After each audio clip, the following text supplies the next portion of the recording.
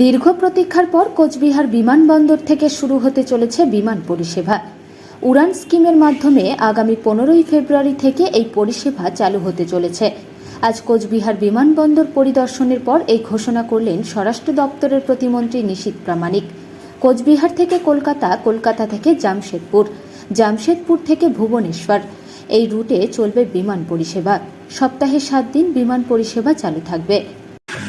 আমাদের বহুদিনের যে প্রতীক্ষিত, আমরা সমগ্র কুচবিহারবাসী যে পরিষেবাটার জন্য প্রতীক্ষা করে রয়েছে সেটা হচ্ছে বিমান পরিষেবা।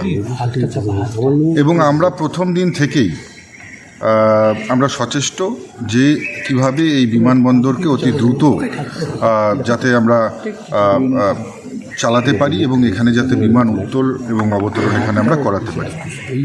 আপনারা যদি কথা বলেন কী করে বলবো।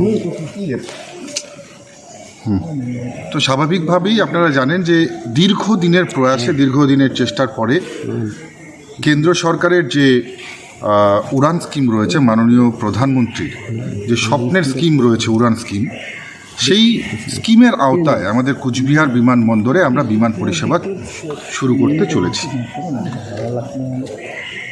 হায়দ্রাবাদ থেকে একটি বিমান সংস্থা এর দায়িত্ব পেয়েছেন, আহমেদাবাদ থেকে একটি বিমান সংস্থা এর দায়িত্ব পেয়েছেন ইন্ডিয়া ওয়ান এয়ার।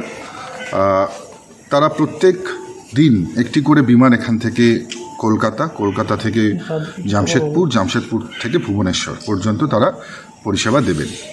এবং পরবর্তী সময়ে আমরা এই বিমান পরিষেবা যাতে বিমানের সংখ্যা যাতে আরও বাড়ানো যায় সেই চেষ্টা করব। আপনারা জানেন যে কুচবিহার বিমানবন্দরের রানওয়ে যে সাইজের রয়েছে, যে আয়তনের রয়েছে, তাতে এখানে এটিআর বা বড় মাপের বিমান নামানো সম্ভব নয়। তার জন্য রানওয়েকে এক্সটেন্ড করতে হবে। কিন্তু রানওয়ের ঠিক শেষ মাথায় একটি নদী থাকবার জন্য আপনারা জানেন যে আইনত কোনো নদীকে আমরা বন্ধ করে তার উপর দিয়ে রানওয়ে করতে পারি না। সেই আইনি জটিলতার জন্য কিন্তু আমরা রানওয়েটা এক্সটেনশন করতে পারছি না। কিন্তু আমরা পরবর্তীতে নিশ্চিতভাবে আমরা চেষ্টা করব যাতে এই আইনি জটিলতা কাটিয়ে আমরা রানওয়েকে এক্সটেনশন করে আরও বড় বিমান নামাতে পারি। কিন্তু এখন যেটা সম্ভব, সেই